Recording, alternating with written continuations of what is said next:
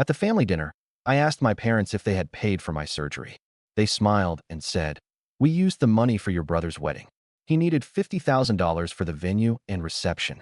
I set down my fork. "So, I guess you still don't know who needs this surgery." Their faces went pale immediately. "Who is the one who needs it?" "My name is Henry. I'm 32. I'm the oldest son and the quiet one. I work 24-hour shifts as a firefighter. I cook a mean chili, keep my gear in the same locker spot, and I still triple-check doors at night because routine calms me down." We were at my parents' house for Sunday dinner. Roast chicken, mashed potatoes, too much salt. My brother Nate had his arm around his fiancée and a watch he wanted everyone to notice. I hadn't been home in months. I came because Mom texted, "Family night. Everyone." No emoji. That's her version of a subpoena. Dad poured wine and did the toast. To good news. Nate's fiancée giggled. And to big plans. Mom looked at me. "So, Henry, how's work?" "Any fires?" She said it like I was a magician doing party tricks. "Busy," I said. "We pulled a kid out of a garage last week." I kept it short. I never bring the job to the table. People say they want the stories until they hear the smell in them. I tapped my water glass. I had a question. "Did you get the invoice for my surgery?" "My knee. The one I blew out on a stairwell 3 months ago when a second-floor landing gave way, and I took the fall so the rookie behind me wouldn't. The department covers a lot, but a specialist did the graft, and there was a gap. I sent the invoice to my parents months ago after Mom insisted. Of course we'll help. Family helps." It was 5 figures I didn't have without nuking my savings and my backup savings. Dad smiled. Mom smiled too. That specific, practiced smile. "We used the money for Nate's wedding," she said. "He needed $50,000 for the venue and reception." I set down my fork. "So, I guess you still don't know who needs this surgery." The room air shifted. The AC kicked on and went off again. My mother's eyes twitched. Nate's fiancée stopped smiling. Dad cleared his throat. "Wait," he said. "Who is the one who needs it?" "I am," I said. "The one limping." Knives paused on plates. My aunt, who had just speared a carrot, froze like she'd been caught stealing it. Mom said, "Too fast. We thought you were fine." "You're always fine. You said the department would cover it." I said most of it. Nate leaned back. "It's not like your thing was urgent, right? Mine's a once-in-a-lifetime event." I stared at his watch. It stared back. My knee throbbed under the table, quiet, steady. Same rhythm as the beeps on the engine when we back into the bay. I swallowed and said nothing. "Not yet.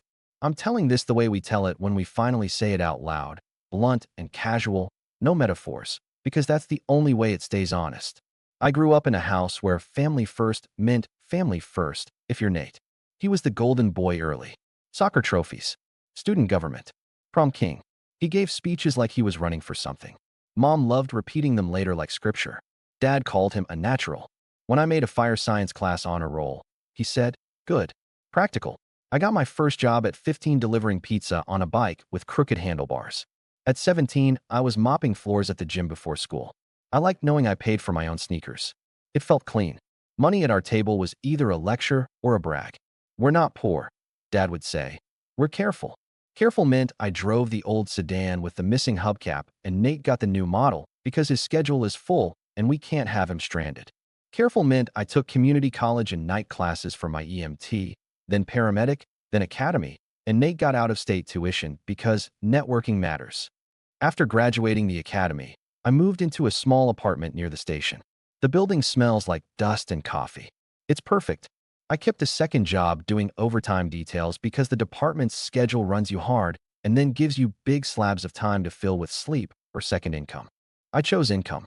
My plan was simple: build an emergency fund, pay my truck, and maybe someday a down payment. No vacations. No design or anything. I bought good boots. Good boots can save your back. Nate's expenses grew like mold. "Can you swing me a little this month?" he'd text.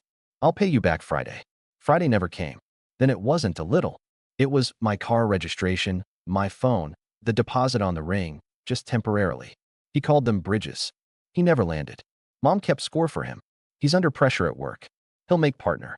He worked in marketing, which, best I could tell, meant standing near billboards and saying synergy into his phone. His bosses were always criminally jealous. I didn't complain. I kept my head down. I know what emergencies look like. A twisted family budget isn't a 4 alarm. It's a slow leak. You mop and move on. 3 months ago, we got the call at 2 a.m. residential, possible entrapment. We rolled. Two-story wood frame, smoke out the windows, that brown gray that tells you it's in the walls. We took the stairs. Halfway up, crunch. The landing dropped under me. I twisted, pushed the Proby backward to the railing, and took the hit in my left knee. It sounded like a wet snap in my head. We still got the kid out. He had soot in his eyebrows. He cried and asked if his dog made it. The dog did. In the ambulance, adrenaline clocked out and pain clocked in. It was surgical. Clean tear.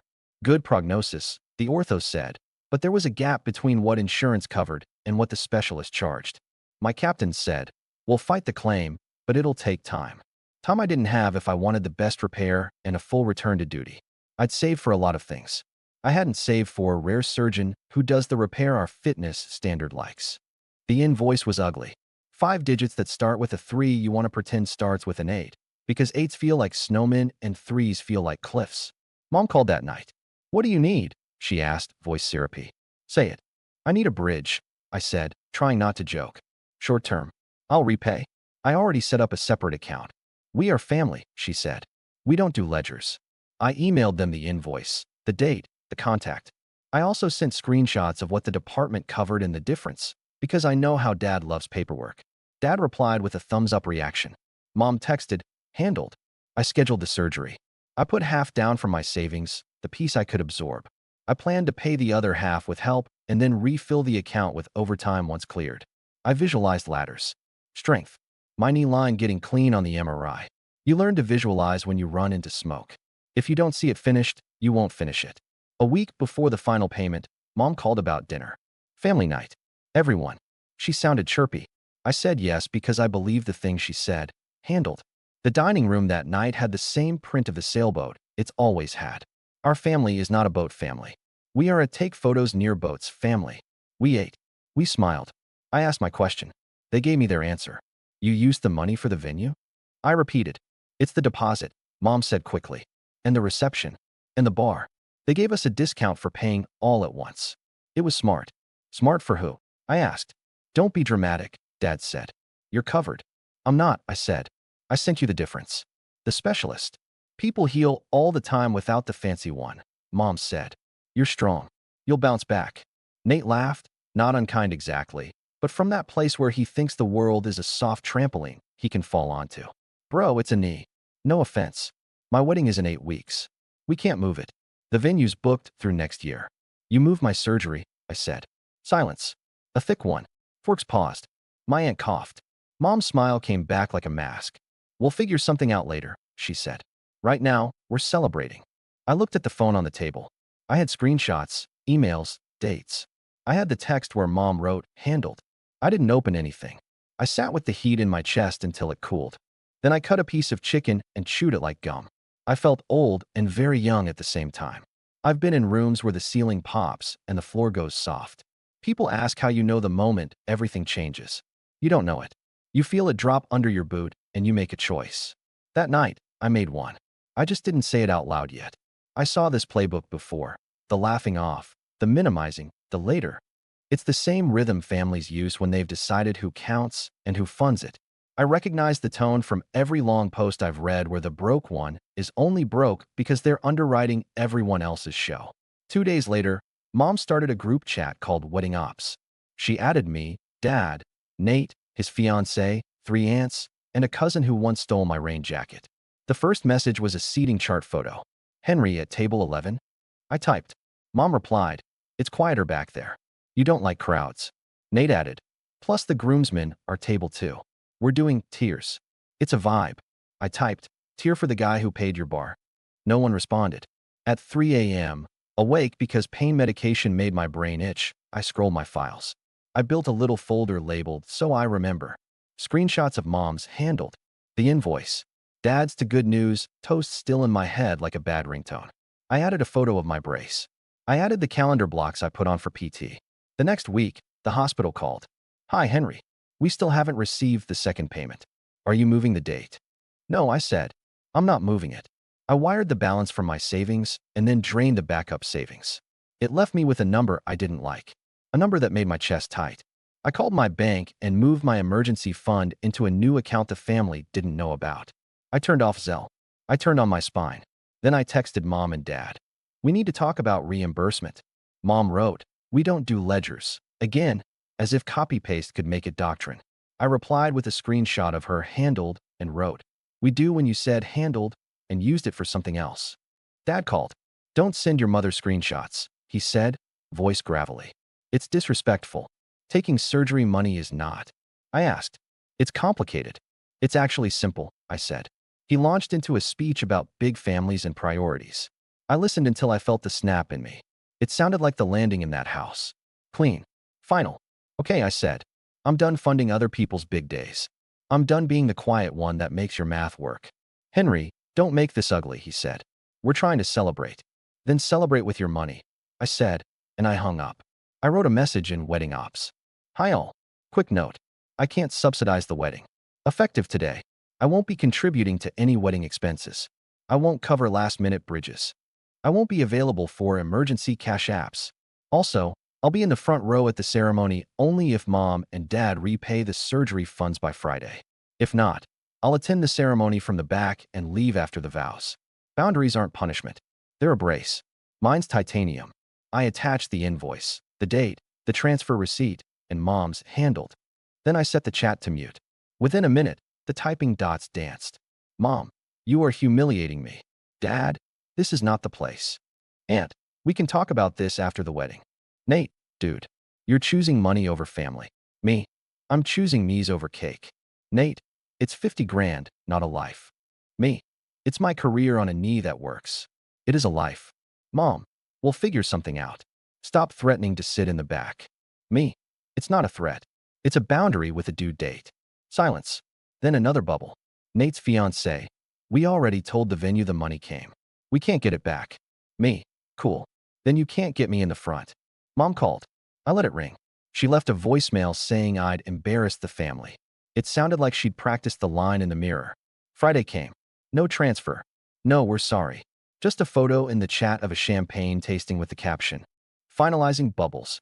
I bought a new suit with my own card and kept the tags in the pocket like a little private joke. I knew exactly where I'd be sitting. I also booked a cheap motel near the venue because I didn't want to drive home on a knee that still barked when I asked it to pivot. The wedding day arrived. I showed up alone. People hugged me like normal. I smiled. During the family photos, the coordinator looked at her clipboard and said, "Parents, siblings, front." I stood back and shook my head. "I'm good," I said. "I'll take one with the cousins." Mom's eyes cut to me, then to my empty space in the front. Nate frowned like a kid who can't find his toy where it used to be. At the ceremony, I found my seat at table 11 and then moved to a chair in the very last row for the vows. I put weight evenly on both legs.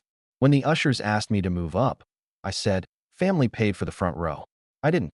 My phone buzzed. A text from Dad. "Don't do this." I typed 3 words, then repay it. He didn't. The officiant started. People sniffled at the right parts. I watched the leaves move behind the arch like a slow wave and felt my anger settle under a layer of calm I recognized from calls where the only way through is exactness. The moment felt less like drama and more like math. Inputs. Outputs. You take something from column A, you subtract column A. Simple. Exactly the kind of line in the sand I'd seen others draw when the room finally stopped pretending. Receptions are built for forgetting. Dim lights. Loud music. Sugary drinks. People say things like, "It's love," and no one is supposed to mention invoices. I lasted through the first dance, 2 hors d'oeuvres, and 3 relatives telling me I looked strong. Then Mom cornered me near the dessert table. "You've made a spectacle," she hissed. "You did when you spent my surgery money," I said, keeping my voice low. She smiled for a guest who walked by. "Lower your voice." I didn't raise it.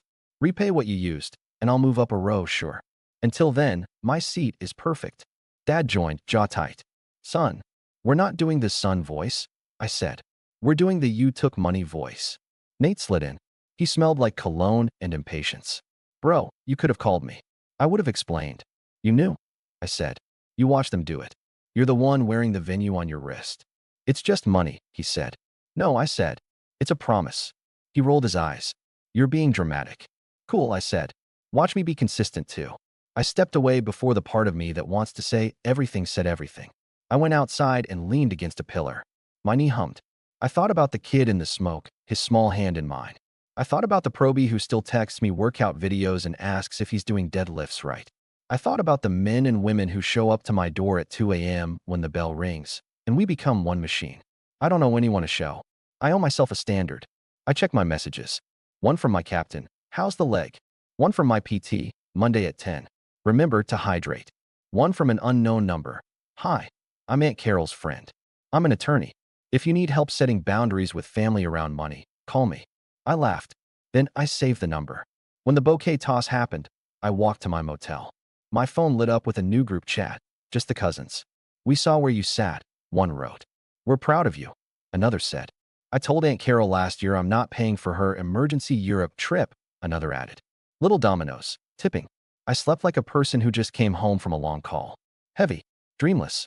The next morning, there were texts from Mom. Return the spare house key, she wrote. If you're going to be petty. Then, 2 minutes later, I didn't mean that. Call me. Then, 10 minutes later, your brother is hurt. You ruined his night. Then, an hour later, we need to talk numbers. There it was. Numbers. I sent a simple message. Great. $31,800. Wire or cashier's check only. Due Friday. After that, 5% monthly late fee. We do ledgers now. She replied, we can do $5,000 now. Pay $5,000 now and still owe $26,800 by Friday. I wrote. Plus fees. Dad called. You're not a bank, he said. You're not either, I said. But you've been acting like one with my account. He hung up. That week, I got quiet. Silence is my best tool when people expect noise. I worked on my PT, logged my reps, iced at set times, slept. At the station, the guys had heard a version of the story because firefighters spread news like butter, evenly, into everything. They didn't push.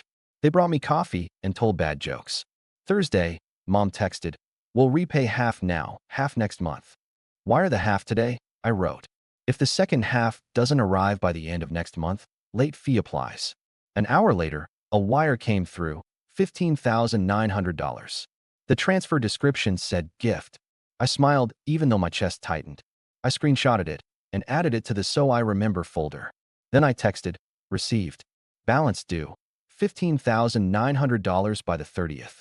Mom replied, we're not comfortable with your tone. I typed back, I'm not comfortable with a torn ACL. I blocked the chat for 24 hours. I told my therapist, new, recommended by a guy at the station, that the hardest part wasn't the money. It was the shock that they could do it and then smile about bread or centerpieces. She nodded. You're naming it, she said. You can't set a boundary around something you won't name. At the end of the month, the second wire came in, the description now blank. No gift, just numbers. It hit my account at 4:12 p.m. I was mid-ice bath. I laughed and swore and laughed again. Later that night, Nate called. He didn't open with, hey, you made Mom cry, he said. Mom made choices, I said. Crying is one of the consequences, I guess. Paying is another. You didn't have to make it public. You didn't have to make my surgery money a bar tab. He got quiet. We couldn't lose the venue, he said, smaller. Then you should have saved, I said. Like people do when they plan things. Are we done? He asked, sounding like a little boy who wants to know if his time out is over. No, I said, we're starting. New rules. What rules? He asked. I'm not your bridge, I said. No more spot me this or float me that. I'm not your emergency plan. If you can't afford it, you can't have it. So if my car breaks down, you call a tow, you figure it out, or you sell the watch. He exhaled. You used to be nice, he said. I'm still nice, I said. I'm just not available. 2 weeks later, a cousin told me there was a blow-up at Sunday dinner. Mom and Dad fought about budgets in front of Aunt Carol and Uncle Steve. Topic: where did the money go? Dad said wedding. Mom said family obligations. Aunt Carol said, not to Henry. People went home early. Apparently, Nate has a credit card bill that looks like a venue on paper. I didn't celebrate. I cooked chili and watched a show and answered my captain's text with a photo of me doing careful squats with a resistance band. At check-in, my PT grinned. You're ahead, she said. You'll pass the step test early if you keep this up. I kept it up. I added a run walk on the treadmill. I stopped bracing when I changed lanes on the freeway. I took the tags out of the suit and wore it to a co-worker's baby shower because I wanted to write new memories on the fabric. Mom tried small talk after the second wire. We miss you, she wrote. I'm around, I replied. We can grab coffee. Public place. 1 hour. No money talk unless it's an apology with a number. She sent a thumbs up emoji. It looked strange on her. When we met, She looked smaller. Or maybe I was taller. She opened with the usual family history monologue, then drifted into a line that hit me. We always thought you didn't need anything. I did, I said. I needed parents who didn't take from me because I'm quiet. She bit her lip. You make everything sound so simple, she said. It is, I said. Don't take what isn't yours. Don't promise what you won't pay. Don't call me selfish when I stop letting you. We drank our coffee. We didn't hug. That felt honest. In the weeks after, people started coming to me quietly. A cousin. I told Aunt Carol no. An aunt. We're putting a lock on the account. Even Dad. In a short text. I was wrong. That one I screenshotted, too. Not to gloat. To remember that even stubborn men can move an inch. The best piece? At a shift change, the probie I'd pulled backward on the stairs shook my hand in front of everyone. I signed up for another year, he said. Thanks for having my back. My knee felt light. My chest did too. This is what the other stories always get right. Once the boundary lands, the room rearranges. People scream. People sulk. Some people grow. And the person who said it starts breathing like they forgot they knew how. I'm not going to pretend this is a revenge story. It's not. It's a maintenance story. I paid for the surgery. I got my money back. I tightened every valve that needed tightening. Now, when my phone buzzes and it's a hey, quick question, I don't flinch. I let it ring. If I pick up, I say, send it by text. If the text is a request for money, I reply, no, I don't explain. Explanations invite negotiation. A boundary doesn't negotiate, it holds. The moral? I'm not an ATM with an emotional pin. I'm a person with a body that lets me run into other people's burning houses. My body needs care. My future needs cash in my own accounts, not on someone else's dance floor. To make it simple for the people who like simple, if you take my oxygen mask off at altitude so your champagne glass looks better in photos, we will not be on the same flight again. Do I love them? Yeah. Love doesn't mean loan. Love doesn't mean lie. When mom texts me now, she sticks to how's your knee? And I answer, stronger. Thanks. When dad calls, he keeps it short. Weather. Baseball. He apologized once. Said, I got swept up. I said, I know. He said, you're a good man. I let that one land. Nate sent a long message last week. It said, we're setting a budget. It said, we're selling the watch. It also said, can you? And then backspaced. I watched the dots. Then nothing came. A minute later, never mind. We got it. I sat in my truck and smiled for a long time at nothing. At the station, my captain cleared me for full duty. We did a light drill, and it felt like being allowed to breathe underwater again. On the way back, the probie asked me what I learned through all this. I said, you don't run into a collapse for people who keep lighting matches in your living room. I used to think family meant I had to set myself on fire to keep everyone warm. Now I bring a fire extinguisher and a calendar. Warmth is earned. Time is precious. Money is a tool, not a leash. If you're reading this and you feel that same slow leak, here's your line you can borrow. I'm not available for that. Say it once. Say it again. Put dates on it. Put numbers on it. Watch the room rearrange. At the next family dinner, I put my hand on my knee and it didn't hurt. Someone asked about the wedding. I said the venue was lovely. Nate looked at me for a second longer than usual. Then he said, quietly, thanks for showing me how to do this. I didn't reply. I didn't need to. The boundary had done the talking. I paid my bill. I kept my job. I kept my dignity. I'm not the ATM. I'm Henry. And I'm done letting anyone else spend me. That's the whole thing. Short sentences. Clear lines. No metaphors I can't explain to a rookie at 3 a.m. It's the voice I learned to use from all the people who've told their story and stopped apologizing for it.